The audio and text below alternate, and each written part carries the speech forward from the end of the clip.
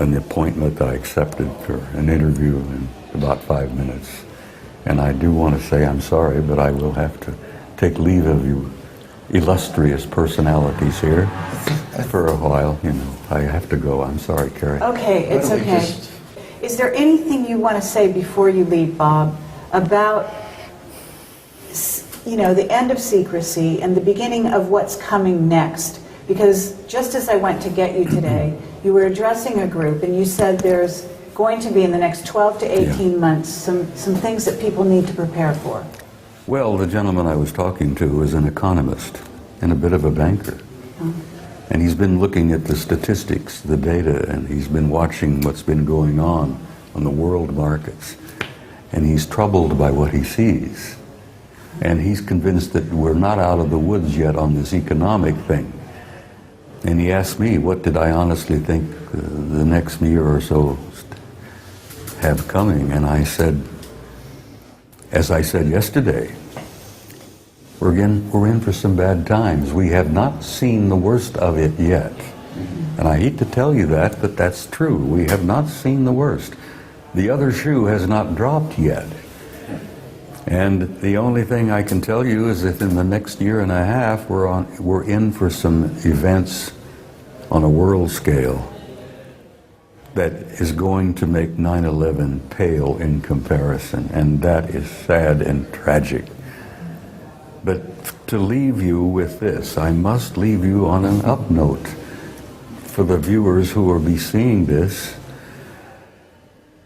And as Tolstoy said, there is that spark that burns deep within each of us. It will not go out no matter how dark the world becomes. And I want to leave this with the people who will see this tape. There is a tomorrow.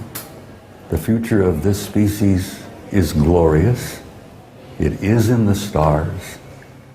And they've got to have hope and not be afraid. And that's all I can say in closing. Okay. Thank you, Bob. Thank you, sweetheart. It's a pleasure. It's an honor as always. Thanks so much, Bob. It's always a pleasure. Read this gentleman's book. Absolutely, yes. Well, I've read his work, actually. I read Old warrior, his work yes. a long time ago. Before the organization of exopolitics was ever created, this man had the vision of something He's much a true greater. visionary. He's a Oh true yeah, visionary. absolutely. Yes. I don't think people even realize that this man is a true futurist, actually. Well, if someone would be kind And enough... he should be listened to in that way, because what he says today is often not understood. But I think it's always the kind of thing that years in advance, years later, they're going to say, he was one of the first, if not the first, in certain areas. It's a gift. It's your We need our prophets and we need our visionaries. And That's right. here sits one. I just feel that we need to realize that the rest of our family has been here visiting us, and also slightly off the planet and other places, and they're interested in watching, and they would not have survived as long as they hadn't gone through this transition that we're about to go through. And so you have to realize that they're friendly and not evil, mean creatures out there like in some science fiction movies. All of them? Anyone that survived, generally, anyone that survived that's worthwhile, I mean, the majority, otherwise they would have destroyed themselves by now. But you're not saying that 100% of the extraterrestrial races are friendly? They have a different way of... well, some are service to self, some are service to others. Service to self actually means that what they're... Because you haven't actually met them all, right? No, that's impossible. You were only exposed to a few. Yeah. I mean, you're talking about particular groups, but the thing is that in general, there was this type 0 that was talked about in type 1.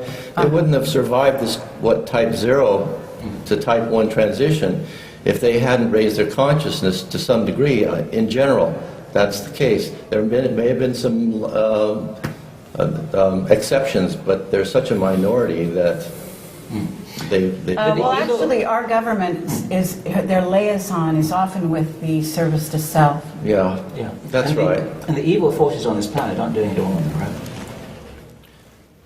They didn't think up all this stuff on their own. Well, They've got actually, their own- humanity isn't doing it all on their own. They're got their own laws being and pushed and prodded by some unseen forces and unseen beings. It may be a philosophical difference, or It's a philosophical difference. That's what it is. Yeah. yeah. And I that's- mean, by recognizing their existence, I'm not giving them power. I'm just saying we've got to tell the truth here. There is evil out there in the universe. Well- It's not just, it doesn't just stop at the Illuminati. there's darkness, but darkness is, for me, I view it as ignorance, or Ultimately, it's of course, that's right. absence of light. It's not an opposing force. Ultimately, there's light, and then there's no light, I'm just or talking- interference. I'm just talking about functionality. Yeah. Okay, so maybe we I'm talking can, about functionality. I think actually even you could talk about, Alfred, what we've been talking about off camera a little bit in terms of there is investigation at the moment going into some of the relationships that are going on behind the scenes with various races. And Yes, You know what I and sure. I mean, just to keep it down to specific data points, we know what Arthur has said here, that he's been to Mars.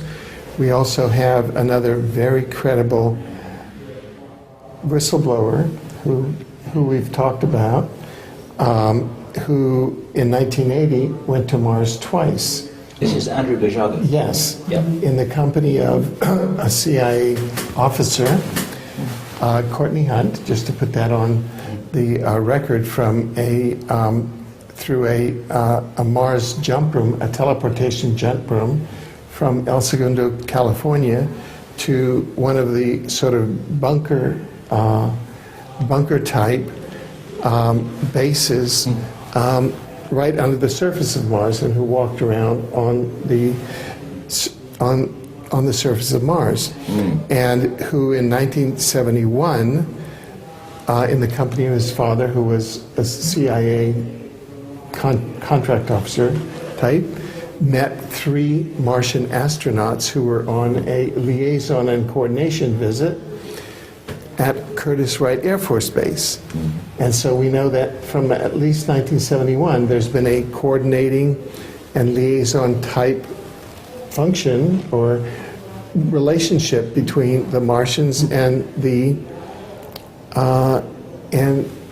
U.S. government. Well, from what I've read, the Martian civilization is a positive, ethical civilization. So to counteract, our strategy should be, as citizens, to encourage an open strategic alliance between our culture, our open culture, and the Martian culture, and to make that available immediately at the highest level, which is a presidential acknowledgement of the existence and relationship with the civilization on Mars. And that's one of the founding principles of exopolitics. Exactly. yeah, but I would like to say that you are nodding, so you're saying, you're kind of recognizing some of the testimony Yes, that he's I've never referring heard of this until now, this person or anything. And it's like, oh, no, someone else, There's another one, yeah. And Yes. it sounds like a very similar kind of work, too. Very similar. But I would like to say, and this is, I'm throwing this out here, I am familiar because I've had some personal contact with some, what I know of as Anunnaki, and that there are some, some positive Anunnaki, and there are some more negatively oriented, just like there are humans, they're good and bad. There are different Anunnaki, and I have to say that they're interacting with individuals, because I have had some interaction. They have made their presence known to me, and I know Bob isn't here to actually talk about this, but Bob has had his own interaction with Anunnaki that he has talked about with us, and I know Well, he met them. the Anunnaki are the exception that I was talking about, where it's But I really didn't